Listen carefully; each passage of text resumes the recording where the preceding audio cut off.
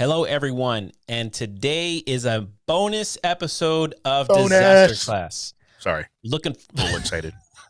Wesley, you are always excited. Yeah. But today, as you know, so last week we're running an episode about Stop the Bleed. Mm-hmm. We talked with Patrick O'Neill about what is Stop the Bleed, where did it come from, kind of the origin story and why it's important. Yep. But we want to see now, how can you and I get involved in Stop the Bleed? So stay tuned. Let's hear more about that. You're listening to DisasterClass Podcast by Instinct Ready Emergency Management. The sun's out, the weather is nice, but that means so is the sun and the bugs. Don't go anywhere without having your Sawyer bug spray and sunscreen. Keeps you safe, keeps you outdoors. Visit Sawyer.com to find a retailer near you. Hello, everyone, and welcome back to Disaster Class, the podcast that's dedicated to educating, preparing, and equipping you for life's disruptions. I'm Jason Perez. And I am Wesley Long. And Wesley? That's it. Guys, class is now in session. Class is in session.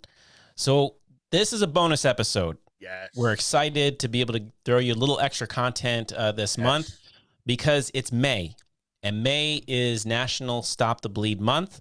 And then last Thursday, May 22nd, was National Stop the Bleed Day in collaboration with National EMS Week, as you know, is very special for Wesley and I. So last episode, we talked with Patrick O'Neill of the Stop the Bleed Coalition. We talked about the origin story. We talked about how it came about, the purpose, the mission, why it's important. But there are still many questions left to answer. Yeah, so now we need to get the answers to those questions, right? That cliffhanger that was left there. What we want to know first and foremost is, what is this course, right? Like, how is it structured? And specifically, what will the students learn? The courses that the DoD has approved, generally speaking, consist of two parts. There's a lecture portion of the class, and then there's a hands-on portion of the class.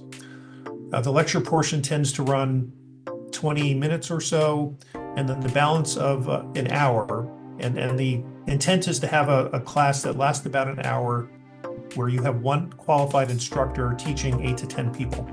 Lecture part generally covers some background information about the campaign and some information that people would need to know outside of the pure hands-on portion.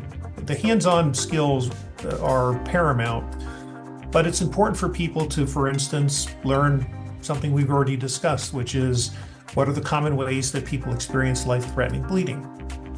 They should also know what a Stop the Bleed kit looks like. There are many organizations that are purchasing and deploying publicly accessible kits. So think, sort of fire extinguishers on the wall, but they're Stop the Bleed kits. And we want people to know how to identify those and certainly how to use them. Now, in terms of the methodology of the classes, when the campaign originally started, the standard was an in-person class for 1 hour consisting of that lecture and the hands-on portion. The lecture portion is now available by video, so people can watch the video and then go to a class and really do the real critical thing, which is to learn those hands-on skills. Oh yeah, the hands-on portion is huge. You can learn the theory, you can learn these concepts and the book part as as it were.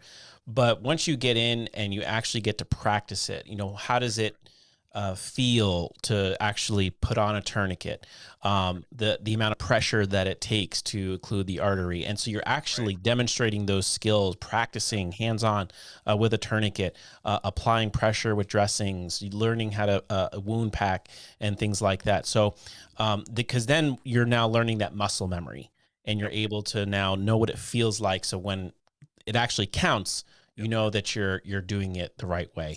Because even like with CPR, Wes, people, now generally, because it's been around for so long and there is a good awareness, people know, okay, chest compressions, breaths, they know those general components. So even if you've never taken a CPR course, you kind of know a little bit of the steps. But how does it actually feel to compress? How the depth, right? Because that's actually the critical part. Is it's not just a matter of doing it, but it's the quality. Are you doing it correctly?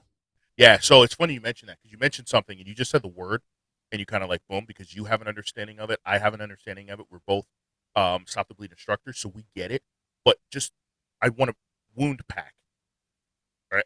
Just I think most people will be blown away by how much gauze we're talking about when we're talking about packing.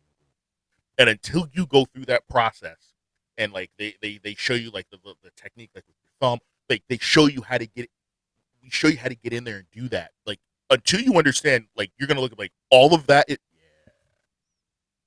all that's going Yeah. in there. Yeah, all that's going in there. And but you got to experience that because like at first you're like, all right, cool. I like because we a lot of times people think cut Band-Aid, right? Surface. That's not what that's not Right. what we're talking about here. So the hands-on part is very, very important to get that muscle memory. So there's that understanding, so that you can be efficient when you go out to assist. By the way, your mic, I don't know why, but your mic's sounding a little low now. Sounding a little low. Yeah. It was kind of like cutting. I don't know if it was the Check one. Oh, that sounds better already. So, you know, the education component, the training part is huge. Huge. So as he mentioned, right, it's about an hour class, and you have your lecture portion, and then you have your hands-on portion. The hands-on portion really is the main. Now, there, as he mentioned towards the end, there is kind of like a hybrid component now, where you can even take, you know, the lecture part online, or they have a pre-recorded version, but to still get, you know, thoroughly trained and to receive your certificate, you need to have that hands-on component. Right. So, besides the training component, the Stop the Bleed campaign has another aspect to it as well, as far as quality and standards. So Stop the Bleed as a brand stands for quality control. And that is the DoD's perspective on it, both for training and for equipment. And the meaning of that is that if somebody is taking a branded Stop the Bleed class, they are taking a class with content and training methods that are approved by the DoD. So people can be confident that it's based on the real live experience of the military of what kind of training actually works, what the appropriate techniques are. And as far as the equipment goes, really the same thing. It means that the key components in a kit, and the key components would be, of course, a tourniquet and a hemostatic dressing, that those are military grade components. The last thing any of us wants to have experience is that we're well trained and then we go to apply a cheap tourniquet and it breaks. We need to have a standard that everybody can be confident in, that they're learning the right things and they're getting the right stuff that will work if, in fact, they have to use it.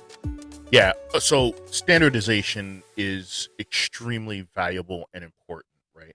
And again, I'm just going to talk to something that most of us have an understanding of when it comes to CPR, right? Really, there's like two main governing bodies that do the CPR, right? You've got the American Heart, and then you've got the Red Cross, right? And it's because they have the approved curriculum, they have the approved method, and then everybody gets trained in one of those two options. It's basically the same when it comes to Stop the Bleed. So Stop the Bleed Coalition is one of the approved channels to get that information, to have that standardized understanding of what is being taught, so you can get that certification and know that you know what you need to do when you need to do it. And kind of like what we mentioned in the last episode too, is it's based on evidence-based medicine, right? Techniques, It's based on these studies, thorough research, so you can be confident that what you're learning in these classes, it's going to be effective and it's going to be life-saving, right? This is the good. It's not a, you know, you're a cheap knockoff. You're getting the real thing.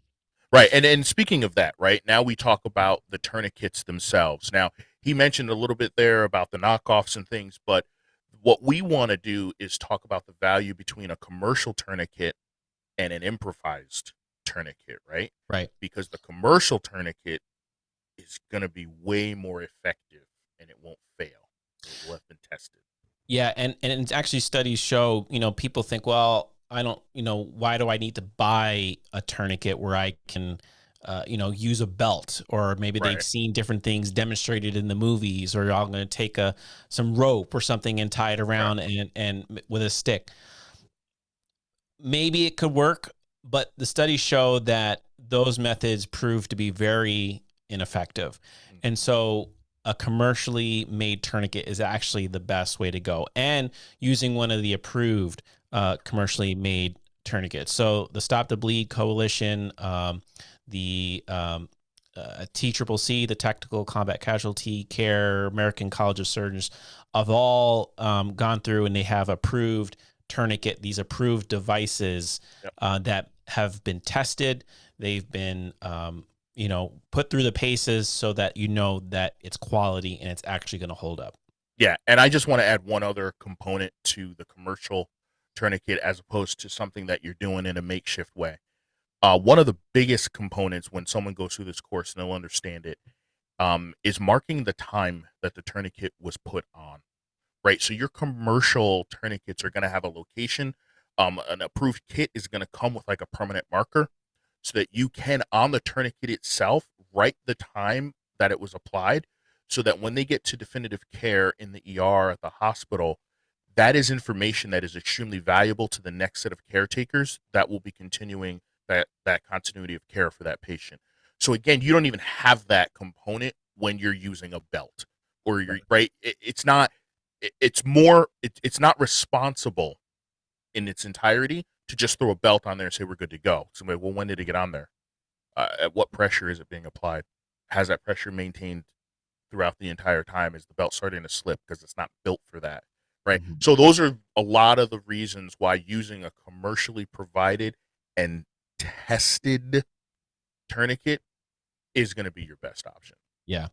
Yeah. And I do want to call out one thing that he mentioned too about providing public access Stop the Bleed kits. And one of the aspects of the course is how to identify it, right? What's in that Stop the Bleed kit, and then how to use it, right?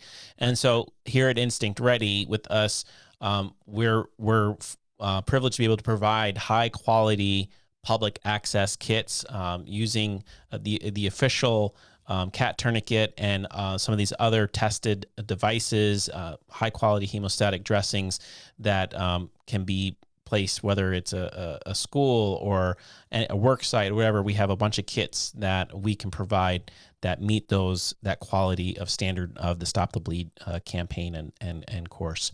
So if you want to learn about how you can maybe implement some of those things for your organization, you can reach out to us and we'd be happy to get you set up. So now thinking about the course, right? So maybe, you haven't been trained yet and you want to be able to find a course. Where can you go? Right now, the best place is to go to the coalition site. That's stopthebleedcoalition.org. The coalition launched fairly recently a Stop the Bleed training management system. Yep. And that's a system that's used by instructors to post their classes. And members of the public can go there and do a search for classes in their area and then sign up right there. If they can't find a class in their area, we maintain a list of organizations that have been issued licenses to teach, and they can go to that list, find organizations in their area, and reach out to them to let them know they're interested in training. Yeah, that's great, right? You want to go to the approved locations to get the approved courses. So the Stop the Bleed Coalition is making it as easy as possible. You just go to stopthebleedcoalition.org, and all the information is right there for you. You can sign up right there, and everything is laid out for you. It's the best way to go. Absolutely. Yep. And Instinct Ready too is a licensed Stop the Bleed course provider too. So you can reach out to us and we'd be happy to get you set up if you're within our area. And so, feel free to send us an email, info@instinctready.com, or you can send us a little contact on our website too. Yeah. So it's funny in connection with that, Jason, I didn't tell you about this earlier. I did a little impromptu interview with, we'll call him our lead instructor for Stop the Bleed, one of the paramedics that's on our team. and I just asked him. I was like, "Hey, man, Stop the Bleed month. I'm just wondering, like, how many Stop the Bleed courses have you taught? How many people have you taught?" And like, this was his response: "So many." He's like, "It's in the hundreds, right?" So like, Yeah. even in our area, there is a demand, and it is happening, and we've got people on our team that have already taught hundreds of people how to do this. So we've got seasoned instructors on our team ready to assist you in your organization. Absolutely. Now, as we mentioned on our last episode, when we think of Stop the Bleed, maybe we think of, shootings, right? And unfortunately, Mhm. especially the school shootings that have happened, terribly tragic events, unfortunate. But how is now the Stop the Bleed being implemented in schools? Schools have been very receptive and sort of early adopters of the Mhm. campaign, sometimes of their own accord, sometimes more recently due to legislative requirements. There's a number of Correct. states that now have stop the Mandated. bleed legislation. Yep. Yeah, and it's just funny, Jason, because it's like, I just want to say too, there are a lot of states where it is becoming mandated by law to have approved Stop the Bleed kits in them. So like, I know that we're based in New York. It's on the Senate floor for New York. It's just a matter of time before in New York, every single K through 12 is going to have it mandated that they have to have Stop the Bleed kits available, and the training put in place to keep that environment safe. But we have been running a Stop the Bleed scholarship program for the past 7 or 8 years, where it's directed at high school students, and the essay or video that they have to make answers a prompt that is connected to Stop the Bleed. But one of the most consistent messages that kids are building into these essays or videos, regardless of what the prompt is that what they want to be empowered to be able to do something as opposed to do nothing, which is very heartening to hear. Yep. And I think that my observation is that people who take this training, not only do you technically know what to do, you have knowledge now of what to do, but there really is a empowerment element to it, or building resilience element to it, that I think is just inherently a good thing for people. Yeah, empowerment, right? Really, really valuable. And it's funny, it makes me think too. One of the first schools that we assisted with some Stop the Bleed kits, and we were talking to the emergency manager there, who we worked with to implement those things in was it Louisiana? I think it was. Yeah, Alabama. it's Alabama. Sorry, Right. next door neighbors. It was in Alabama, and one of the things that he said that struck him was when they were explaining it to the students and the kids had them in their hand, and one of the kids made almost the same comments, like, should one of these be in every single classroom? Like, they understood the value of it and the purpose of it. And he was like, yeah, that's why we invested in a bunch. And again, that's kind of like our algorithm is 1 per 20, somewhere around there. But basically, one in every single classroom is the approach, right? So it's everywhere. So these students, as you mentioned, can be empowered. They can see it there. They know what it's for. They can get the training, and then they can be part of the solution if something were to happen. Huge, Right. very valuable. Yeah. That, it kind of reminds me of, one of the things that kind of really led me to becoming an EMT was, having a couple situations when I was a kid where my parents needed medical attention, and just, something was happening, and just that helpless feeling of just like, I don't know what to do. Right. And it just, you just kind of freeze, and you don't Yeah. know what to do. So being empowered, like, it's not just about knowledge, but it's about feeling empowered, being able to do something. And hopefully you never need it, right? Hopefully you never need it, but being able to feel confident that, well, if something does happen, I'm ready. All right, so very good. So now, as we talked about before, May is Stop the Bleed month. We've discussed that. We're super happy about it. And this year, May 22nd, is Stop the Bleed Day. So I guess the question is, what is the goal behind Stop the Bleed month? And then conversely, Stop the Bleed Day? So Stop the Bleed Day compared to Stop the Bleed Month, Stop the Bleed Day was conceived of as this single day where we are looking for everybody who has a connection to the campaign to make some noise about the campaign. And so Stop the Bleed Day is really built around that idea of we've got so many organizations involved, so many individuals who are very passionate about the campaign to combine together to draw attention to the campaign, really to firstly create more awareness. Now, Stop the Bleed Month focus is just to get more people trained during the month. Right. We want to do that all year round, but that's really what the month is about. But the day is that let's create awareness. Yep. Let's create engagement. Yep. Okay, so that's the difference between Stop the Bleed Month and the day. Obviously, the goal for the month is to get as many signups as we can, just to get more people involved. And then Stop the Bleed Day is a specific day that we can just, it's a specific call out for that day where we can just raise the awareness, not necessarily looking for signups on that day, just awareness, conversations, right? Let's have some conversations about Stop the Bleed on that day. And then hopefully a day or two after that, maybe people will start signing up to contribute to Stop the Bleed Month. Yeah. And actually, he mentioned some other things that we can do during this month as well.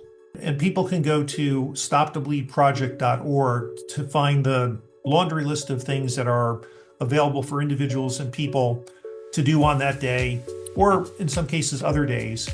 We've got a couple of terrific and fun social media campaigns that where there's lots of tools that make it easy for people to do something fun, put it on their social media. This year we have the Stop the Bleed Train-a-thon, which of course runs throughout the month, but if you have an hour to get trained, great.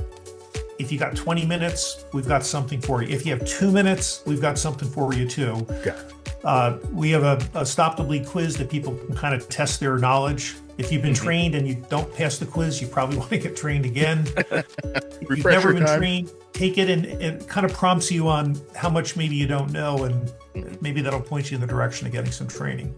Okay, really cool. So I just want to make sure for our listeners, because a lot of this information could start sounding the same, right? And it's not. So there's stopthebleedcoalition.org, right? That's where you can go. You can get information. You can sign up. You can find out if there are providers in your area.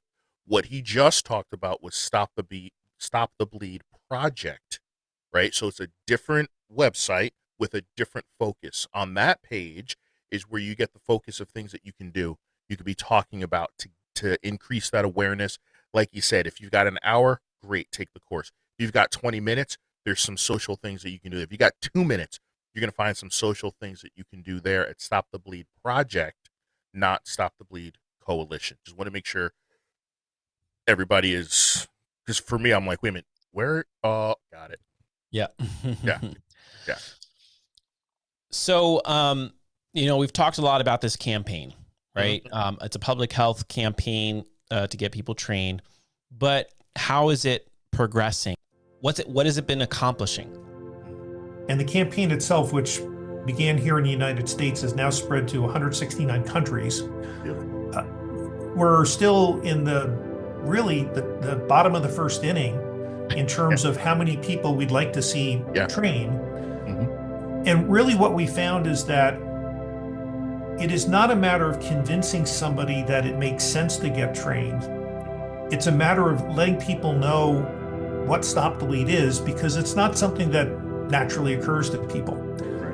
Once we create awareness, that leads to engagement. I mean, engagement from our standpoint is ultimately we want you to get trained, but we have to get you to even know what we are before we can get you to that point. Okay, so he said 169 countries and bottom of the first inning. We're just getting started. There have made great progress, right? It's not that nothing's been getting done. They've been making great strides, great progress. But again, and we've talked about the value of how important it is to have this collective approach for the public, to have the education, the training, and then the equipment available to assist. There's just a lot more work to do. That's why we're dedicating over 2 episodes to it, to our viewers and listeners, because this is very, very important. And it involves all of us pretty much every day. Absolutely. Yeah. So if you haven't been trained yet, go to stopthebleedcoalition.org and try to find a course near you, right? It takes an hour out of your day, but it's worth it. It could save your life and it can save the life of someone you love. So maybe just to kind of recap the highlights of these 2 episodes, because we've talked about a lot. Number 1, right? Bleeding control. 40,000 people a year in the United States die from blood loss. And it's not the mass shootings, right? It's car accidents, it's work accidents, home accidents. Just living life can result in traumatic bleeding. Yep. So get trained, right? The other thing, 7 to 10 minutes in urban areas for first responders to get there. You can bleed out in as little as a few minutes. So do the math, right? Getting trained, learning these skills might be the difference that it makes for you or someone else. So it doesn't take much, an hour. So it's worth it. Go get trained. In some cases, you can find classes for free. Other times, it's pretty low cost. So just it's a worthwhile investment. Yeah. Now I have a couple takeaways. So I liked your 40,000 discussion. That was a key point for me. The other was on the initial battlefield documentation when we were looking at the bleeding or the trauma-related injuries. 80% of people were succumbing to those, and then after the training, only 20% were succumbing. So they saved 60% just by an awareness campaign that we're doing now, getting people some not even extensive training and just a few pieces of equipment that they can carry lightweight on their person where they can assist. So again, preventable, right? Bleeding related death is preventable, right? So that to me is a huge takeaway. Like the kits that we have, like I have one in my car, right? Of course, I'm an EMT. I've been trained to do this, but like my thought is, what if I'm driving to work and I don't have an ambulance, but I come across a car accident? I know from my quick pack, I can at least help one patient and potentially save their life with what I have in my car, right? So for me, I want one at the house. I want one at the car. If we're going away to the cottage, bring one to the cottage, right? Have them everywhere, because why not? The value of that and what it could do, so important. Absolutely. Yeah. So big takeaways, right? So stop the bleed month. Do what you got to do to get trained and spread the word, right? It's all about building awareness and helping as many people as possible get trained. Yep. Well, this was an enjoyable couple of episodes. Yeah. As always, there's homework. Yes, there is, folks. I'm the bearer of that news as per usual. We just hope that you can like, subscribe, sign up for alerts, watch the episodes. We really appreciate doing this content for you guys and getting that feedback from you when you give us the 5-star rating or the thumbs up. Really, really helps the algorithm so that more folks can get to hear this and see this content. So we truly appreciate when you guys do that. And also just let us know, the conversations that we're sparking are great. Just let us know about something you learned in the episode, something you liked in the episode, something we could have done better in the episode. Anything that we hear from you guys, we take it to heart. We appreciate it, and it's valuable. Yeah, and let us know if there's something specific you want us to talk about, you want to hear about. We appreciate that feedback as well. So feel free to send us an email at DisasterClass@instinctready.com or drop us a message on our social media accounts. So thank you so much for tuning in to Disaster Class. Stay educated. Stay prepared. Stay equipped. All right, guys. Get out of here. Class dismissed. This episode of Disaster Class was sponsored in part by Sawyer Products, EM Disaster Gaming, Stop the Bleed Coalition, and Blue Lotus Virtual Services. This episode was hosted by Jason Perez, Jason Martin, and Wesley Long, with a special appearance by Patrick O'Neill. Disaster Class is directed, produced, and edited by Jason Perez. Copyright 2025, Instinct Ready Incorporated, all rights reserved.